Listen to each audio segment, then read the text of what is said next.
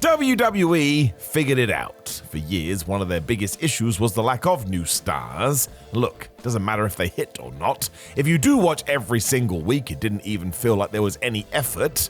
Darn it, we need that spark. These days, however, it is the total opposite, and when you dive deep into this crazy roster, you can find 10 gems ready to go. So I am Simon Miller, and I'm gonna hurl those names at you right now. Number 10, Austin Theory. So this is a controversial choice, which seems somewhat mad. I think it comes down to the fact that the old WWE regime tried quite hard with Austin Theory, and it didn't work. At the same time, his story at one point was chasing a giant egg. I don't think you can do much with that. Ever since Triple H took over, Theory has mostly been with Grace and Waller, and yeah, they're great together, or at least I'm a fan. They entertain me, and I do believe that's the point. As I am speaking to you, the breakup tease is go, and when we do pull the trigger, Austin is going to be the babyface, which means now is the time. What we don't need, though, is any more too cool for school. Go back to NXT and use some of those attributes where Theory was quite likable because he had more of a goofy side.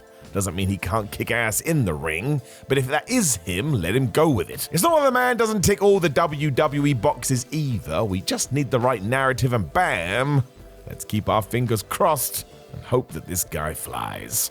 Number 9, Ludwig Kaiser. I mean, you could go with Ludwig tomorrow, and Bowser would be very, very proud. Some people insinuate he needs to remove himself from the clutches of Gunther, but I don't agree. I think they complement each other, and if Kaiser had an Intercontinental title run in 2024, I'd be totally cool with that. In fact, that's what should happen. Ludwig just knows how to be an asshole heel, and his in-ring work is just devastating. He will kick your butt and smile about it, and then probably go for tea. The man also knows how to get that wonderful heat, and you can just tell that management understands this. We know, they know, he knows, his nan knows. Doesn't always mean proper success, but it would be a massive surprise if it didn't work out, let me tell you. Kaiser was just born for this sort of character, and that is half the battle. He will be a world champion down the line, mark my words. Number 8, Tiffany Stratton. So really, when you document where Tiffany Stratton was and where she is right now, WWE kind of fast-tracking her. I mean, it was only a few years ago where she was learning what wrestling was. Since then, she smashed through NXT and been a huge success on the main roster, and not just because she won the Money in the Bank briefcase. Tiffany also gets reactions wherever she goes, and that is the real currency of WWE. If the fans care, you're halfway there. And that's what Bon Jovi was singing about. Stratton also has the look the company likes, and she can talk to boot. It's only a matter of time before she takes a further step up the ladder. The only real thing that can stop Tiffany is Tiffany. I don't see why that would happen though, so yeah, I would watch this space. I mean, one day she could even be a WrestleMania main eventer. Know of any other future main event stars that are right in front of our face right now? Make sure you let me know in the comments below before you like the video, share the video, and subscribe. Number 7, Ilia Dragonov. The best thing about Ilia Dragonov is that you know what you're gonna get every single time. He only knows one mode, which is absolutely everything, and he is incredible to watch. The man just goes and goes and goes. It's oddly why Ilia can lose so much, because even in defeat, he has given you all he has. Fans notice that stuff, and it does go a long way. And it also means when he gets big wins, it feels twice as special. I'm also not sure there's a more intense competitor today, and that's great for drawing new viewers in too. If you are flicking channels and you see Dragonov, you may stop. Again, the dude is crazy. If we were still in Vince McMahon's WWE, I would be less confident, but it feels like Triple H has already identified how best to use Ilia, and in time, he will find his way. Dragonov is also the best babyface due to the above, and what a lesson to teach your kids. Never give up. Kinda feels like somebody else said that, but who the flub knows. Number 6, Carmelo Hayes. So what did Carmelo Hayes do after he got called up to the main roster? He had some Match of the Year candidates with Andrade. Of course he did. It was a slow build, I suppose, but more and more Hayes was allowed to show his personality, and he backed it up with some amazing fights versus Mr. Tranquilo. I'm not sure WWE would let random people have a best of 7 series without actually announcing it's a best of 7 series. I mean, this could become a forever feud. If NXT is anything to go by, we're only scratching the surface too, because Carmelo carried himself with that confidence that will serve him well. I think he believes he should be a top guy, which is fair. And if he does get given the ball, at the very least he will run with it. that man is going to have no regrets. It's a great person to have on your main roster either way. Hayes can fit into many, many different scenarios. And look, let's break it right down. We are only just kicking off. Number 5, Jade Carill. People love to rip on Jade Carill, but I swear, you cannot understand wrestling. Sometimes it is exactly how you look. Imagine you're a kid and you see her. It's like a superhero who is real, so who cares if she can do a Hurricane Rana? Not me. It's also an unfair assessment as Jade is good at what you want her to be good at. She can power opponents around and look like a monster, which again is all you need.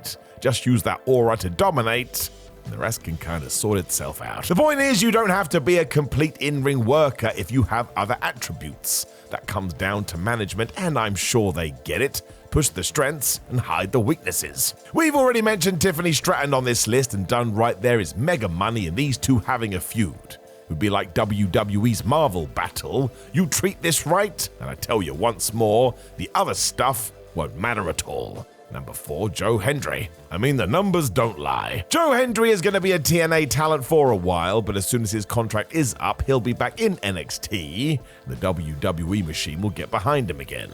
The Raw Rumble pop will be crazy too.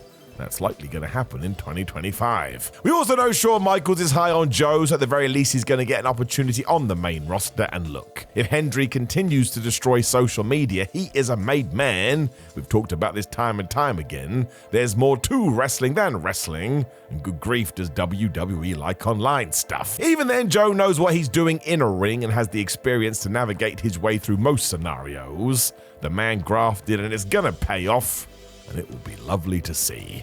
Number 3, Bronson Reed. Talk about taking your time. When Bronson Reed was first brought back to the WWE, it was a little bit weird. He was featured, sure, but he was sort of just there. Wasn't a real conversation we could get into. Then from nowhere, I suppose, somebody had to take out Seth Rollins for a while. We chose Reed, and boy, how did he take advantage of that. He reminded everybody why he is one of the very best big men out there. His war with Braun Strowman in 2024 cemented that, and he should be featured at the top of the card for the rest of his Raw days from this point onwards. This guy is good to go. If you want to tie it into the past, you could call him a new version of Bam Bam Bigelow, and I mean that as a massive compliment. I think Bronson is that good. We also need to cycle in guys all the time when it comes to the main event, so we should give Reed his moment, and I promise you this, my friends, he will totally smash it. Number 2, Jacob Fatu. I mean, it is obvious, right? WWE has already decided. It's why Jacob Fatu didn't go to NXT, because the higher-ups knew he was ready, and man, ever since, that dude has been on fire. He became the most impressive member of the new bloodline straight after his debut, and look how he is booked. Jacob is even told he can no-self a Randy Orton. That doesn't just happen, it's basically gold dust. He backs it up all the time too, and when we get to the eventual Fatu Roman Reigns match, you'll see. He's not going to falter. He will take that opportunity and smash through a window. I would put money on the fact one day he'll be a world champion as well. And again, I'm going to use that phrase. We are only just getting started, because Jacob Fatu is going to be massive. Number 1, Dominic Mysterio. You just don't take steps like these forward by magic. And pretty much every single year, Dominic Mysterio evolves as a performer. I mean, the man just gets better and better. It goes to show the Mysterio name has power, and while Dom will take a very different path from his father, the destination is the same.